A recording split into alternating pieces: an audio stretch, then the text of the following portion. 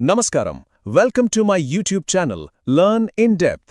ఈరోజు మనం ఈ వీడియోలో NCERT class 6th chapter 3 oceans and continents గురించి స్పష్టంగా తెలుసుకుందాం.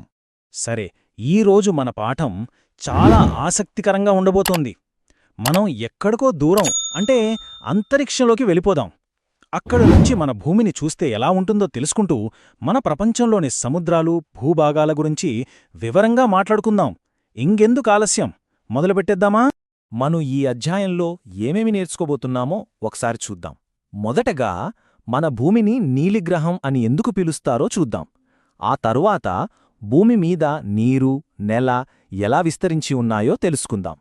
తరువాత మహాసముద్రాలు, ఖండాలు, వాటితో పాటు ద్వీపాల గురించి కూడా మాట్లాడుకుందాం. ఇక చివరగా మన జీవితం మీద సముద్రాల ప్రభావమేంటో కూడా వివరంగా చర్చిద్దాం. సరే, మనం మొదలుపెట్టబోయే మొదటి అంశం భూమి, ఒక నీలిగ్రహం. ఎప్పుడైనా ఆలోచించారా మన భూమికి ఆ పేరు ఎందుకొచ్చిందో? అంతరిక్షం నుంచి చూసినప్పుడు మనని ఆశ్చర్యపరిచే విషయమిదే. ఒకసారి ఊహించుకోండి, మీరొక వ్యోమగామిలా అంతరిక్షం నుంచి మన భూమి వైపు చూస్తున్నారు. ఎలా కనిపిస్తుంది? ఎక్కువగా నీలిరంగులోనే కదా. ఆ నీలిరంగు మొత్తం నీరే. అవును, మన భూమి మీద దాదాపు 4/3 నీటితోనే నిండి ఉంది. అందుకే మొట్టమొదటిసారి అంతరిక్షంలోకి వెళ్లిన వ్యోమగాములు మన భూమిని చూసి ముద్దుగా బ్లూ ప్లానెట్ అంటే నీలిగ్రహం అని పిలిచారు. ఇంత పెద్ద మొత్తంలో ఉన్న ఈ నీటి భాగాన్నే మనం మహాసముద్రాలు అంటే ఓషన్స్ అని పిలుస్తాం. ఇక అక్కడక్కడ గోధుమ రంగులో కనిపిస్తుంది కదా, అదే భూమి. దీనిబట్టి మనకు స్పష్టంగా అర్థమవుతోందేంటంటే భూమి మీద నేల కన్నా నీరే చాలా ఎక్కువగా ఉంది. మరి ఈ పెద్ద పెద్ద నేల భాగాలను ఏమంటాం? వాటినే ఖండాలు లేదా కాంటినెంట్స్ అంటాం. గుర్తుంచుకోండి, మన భూమి మీద వాతావరణాన్ని, జీవరాశిని ఇలా ప్రతిదాన్ని ప్రభావితం చేయడంలో ఈ సముద్రాలు, ఖండాలు చాలా ముఖ్యమైన పాత్ర పోషిస్తాయి. సరే, మరి ఈ నీరు, నేల భూమి అంతటా సమానంగా ఉన్నాయా అంటే లేదనే చెప్పాలి. మన భూమి మీద ఉన్న 2 అర్ధగోళాలలో ఈ పంపిణీ చాలా విచిత్రంగా ఉంటుంది. అదేంటో ఇప్పుడు చూద్దాం. ఇప్పుడు మనం భూమిని 2 వేరువేరు కోణాల నుంచి చూస్తున్నాం. ఒకటి ఉత్తర ధ్రువంపైనుంచి చూసినప్పుడు, రెండోది దక్షిణ ధ్రువంపైనుంచి చూసినప్పుడు. ఈ రెండిట్లో నీరు, నేల అమరిక ఒకేలా ఉందా లేక తేడాగా ఉందా? ఒక్కసారి శ్రద్ధగా చూస్తే మీకే అర్థమవుతుంది. చూశారు కదా, తేడా చాలా స్పష్టంగా ఉంది. ఉత్తర అర్ధగోళంలో నేల భాగం చాలా ఎక్కువ. అందుకే దాన్ని ల్యాండ్ హెమిస్ఫియర్ లేదా భూ అర్ధగోళం అని పిలుస్తారు. దానికి పూర్తిగా వ్యతిరేకంగా దక్షిణ అర్ధగోళంలో చూస్తే అంతా నీరే కనిపిస్తుంది. అందుకే దాన్ని వాటర్ హెమిస్ఫియర్ లేదా జల అర్ధగోళం అంటారు. ఇప్పటివరకు భూమి మీద నీరు, నేల ఎలా ఉన్నాయో చూశాం. ఇప్పుడు ఆ నీటి ప్రపంచంలోకి అంటే మహాసముద్రాల లోతుల్లోకి వెళ్దాం. వాటి పేర్లేంటి, వాటి ప్రత్యేకతలేంటి, వాటిలో ఎలాంటి జీవులుంటాయి, ఇలాంటి ఎన్నో విషయాలు తెలుసుకుందాం.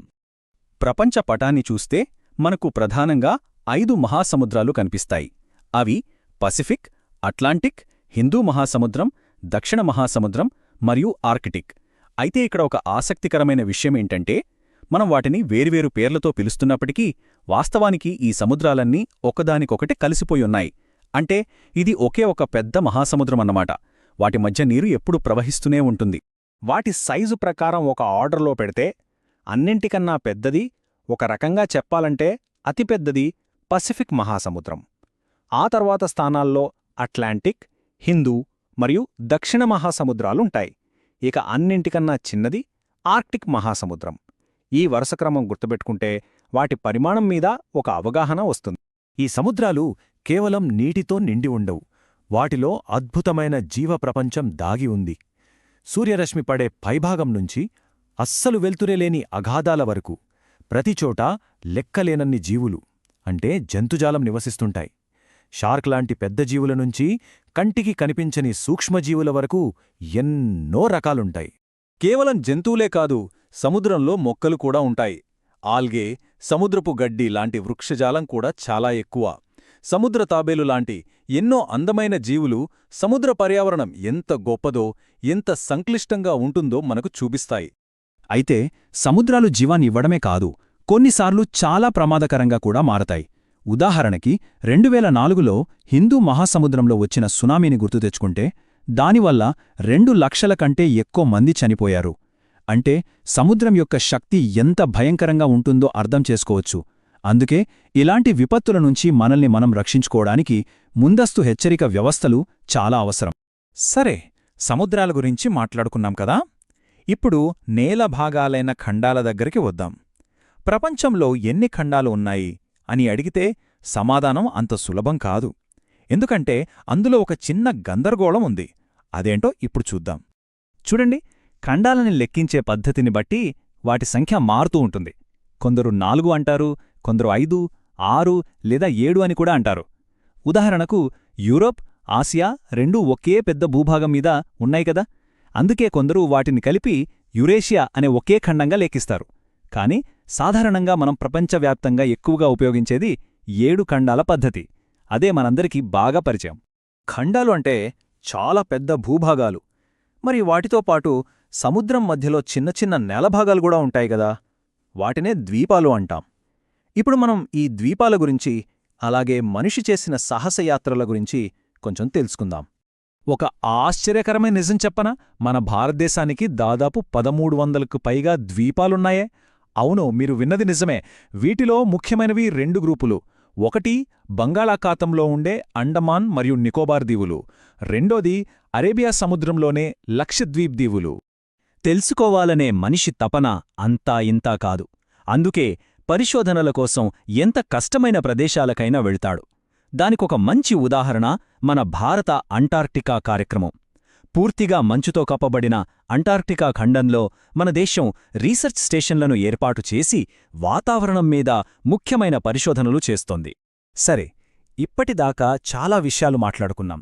ఇప్పుడు మనం ఈ అధ్యాయంలో అత్యంత ముఖ్యమైన భాగానికి వచ్చాం. అసలు మన జీవితం మీద సముద్రాల ప్రభావమేంటి, అవి లేకపోతే ఏమవుతుంది అనే కీలకమైన విషయాలను చర్చిద్దాం. ఒక మాట చెబుతారు, మహాసముద్రాలు మన గ్రహానికి ఊపిరితిత్తులు అని. చాలా శక్తివంతమైన మాట కదా ఇది. దీనికి అర్థమేంటంటే ప్రపంచానికి కావలసిన ఆక్సిజన్లో సగానికి పైగా సముద్రంలోనే మొక్కల నుంచే వస్తుంది. అంటే మనం పీల్చే ప్రతి 2 శ్వాసల్లో ఒక శ్వాసకి కారణం ఈ సముద్రాలే. అందుకే వాటిని అంత గొప్పగా పోల్చారు. సముద్రాలు మన వాతావరణాన్ని కంట్రోల్ చేస్తాయి, మనకు వర్షపాతాన్ని అందిస్తాయి. కానీ ఇంత మేలు చేస్తున్న సముద్రాలను మనం ఏం చేస్తున్నాం? ప్లాస్టిక్ వ్యర్థాలతో నింపేస్తున్నాం. అవసరానికి మించి చాపలు పడుతూ జీవరాశిని నాశనం చేస్తున్నాం. ఇది చాలా ప్రమాదకరం. మన ఉనికికే ఆధారమైన ఈ సముద్రాలను కాపాడుకోవడం మన అందరి బాధ్యత. ఈ వీడియో మీకు ఉపయోగపడితే లర్న్ ఇన్ డెప్త్ ఛానల్ను సబ్స్క్రైబ్ చేయండి. పక్కనే ఉన్న బెల్ ఐకాన్ను నొక్కండి. లైక్ చేయండి. మీ ఫ్రెండ్స్తో షేర్ చేయండి. ధన్యవాదాలు.